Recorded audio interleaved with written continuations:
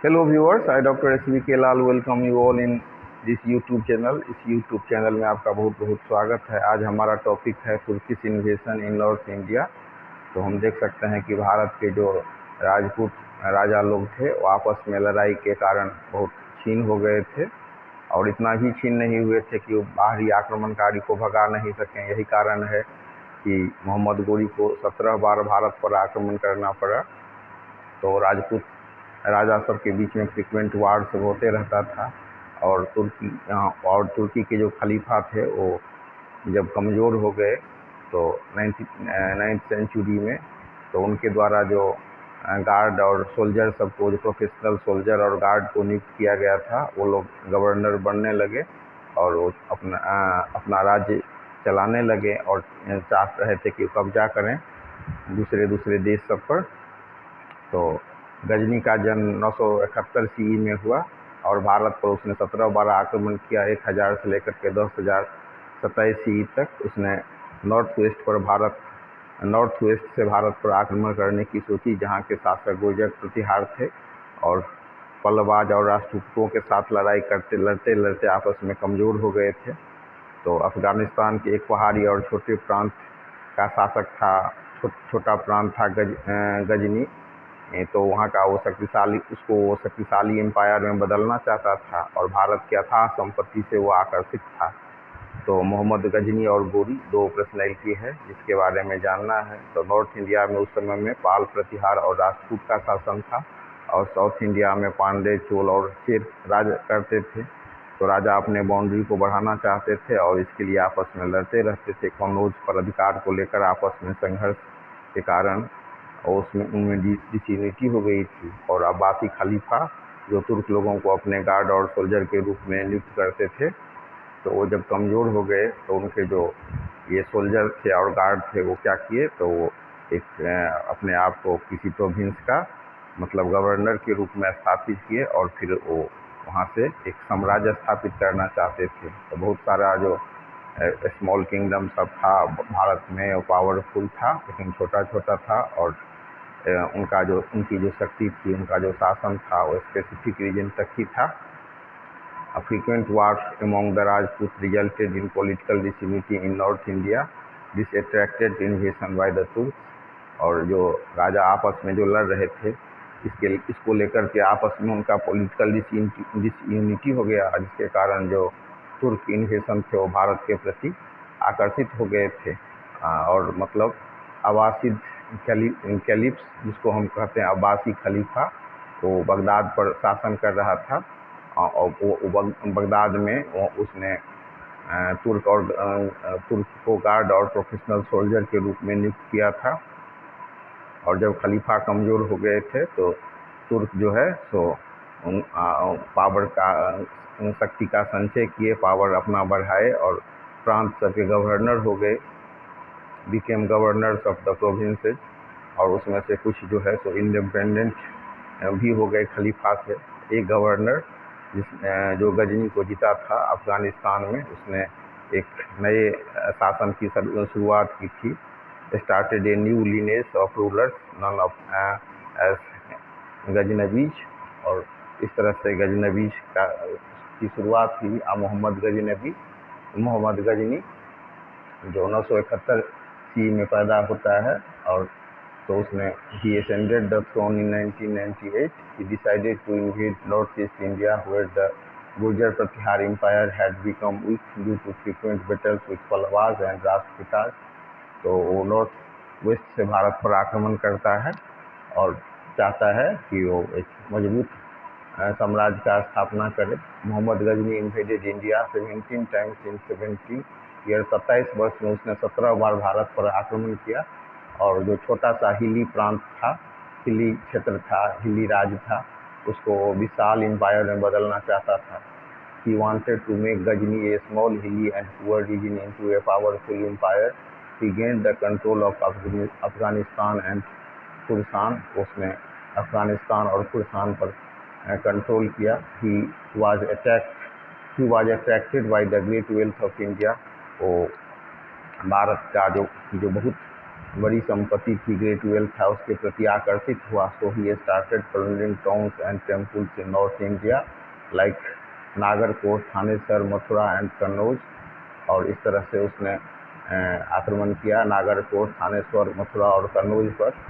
और उसका जो सबसे बड़ा डिस्ट्रक्टिव अटैक था सोमनाथ टेम्पल पर 1025 ईस्वी में। This temple is situated on the sea coast of Gujarat. Gujarat के समुद्र तट के किनारे यह मंदिर अवस्थित था।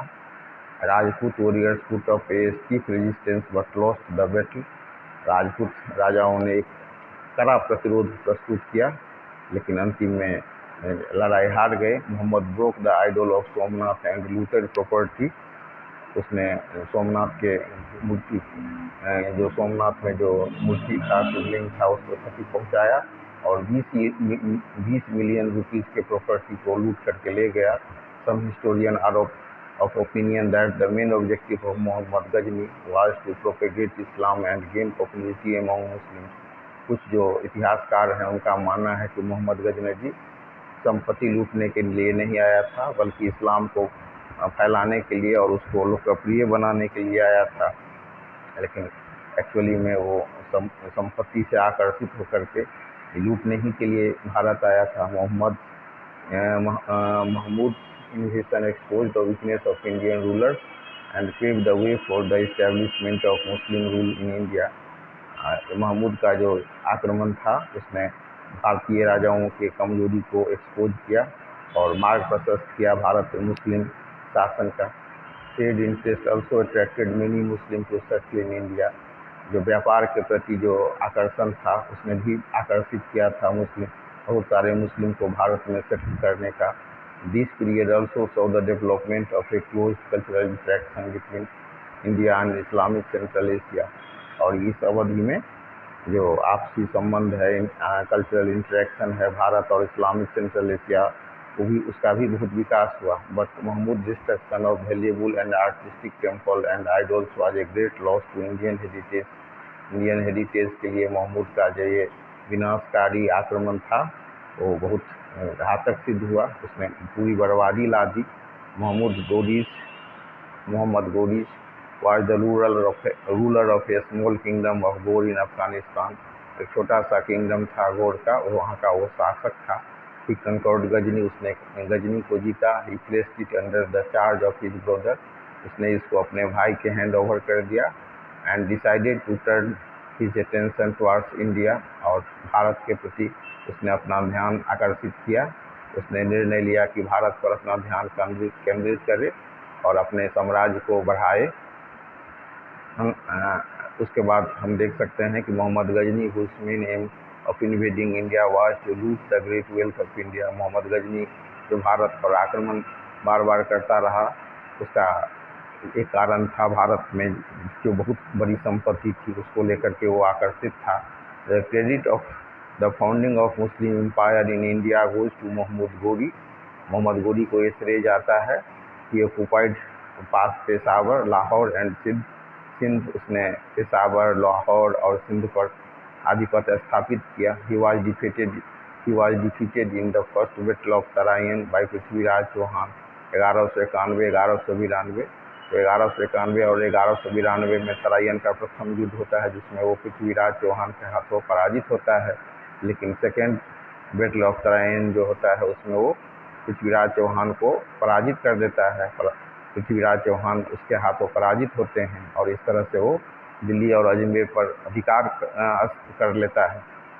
His dream of establishing an Islamic empire would have been incomplete without conquering Kannauj. बिना कन्नौज पर अधिपत्य स्थापित किए हुए, बिना कन्नौज को जीते हुए यह संभव नहीं था कि वो पूरा अपना जो उसका सपना जो था कि एक विशाल इस्लामिक साम्राज्य का स्थापना करे, ये पूरा नहीं हो सकता था बिना कन्नौज को जीते हुए।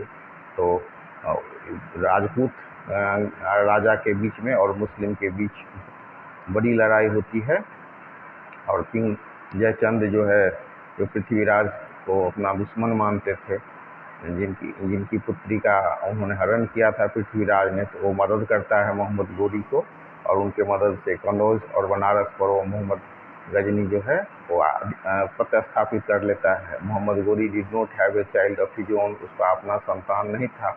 और he put his territory under the charge of his trusted slave and general Qutbuddin Aibak. उसका जो जनरल था और बहुत विश्वासी गुलाम था कुतुबुद्दीन ऐबक, तो पूरा जो विजित क्षेत्र को उसने उसके हैंड ओवर कर दिया, उसको उसके शासन में दे दिया और फिर वो लौट गया। The disunity among Indian rulers and the caste system where the main causes of the success of Ghori and the defeat of Indian rulers. भारतीय जो शासक हैं उनके पराजय के कारण था आपस में अनेकता और caste system. The common people were dissatisfied as they had no connect with the rulers. जो सामान्य जनजीवन था, जो सामान्य आदमी थे, कॉमन नागरिक थे, कॉमन पीपुल थे, वो राजा से संतुष्ट नहीं थे, डिससेटिस्फाइड थे और उनके साथ उनका राजा के साथ कोई कनेक्शन नहीं था। सम राजपूत रूलर्स हेल्प द तुर्क अगेंस्ट देयर ओन कंट्री। कुछ राजपूत जो है उन्होंने तुर्क का भी मदद किया था। Moreover the feudal system where the land owners were very powerful. और जो फ्यूडल सिस्टम में जो लैंड ऑनर थे वो बहुत पावरफुल हो गए।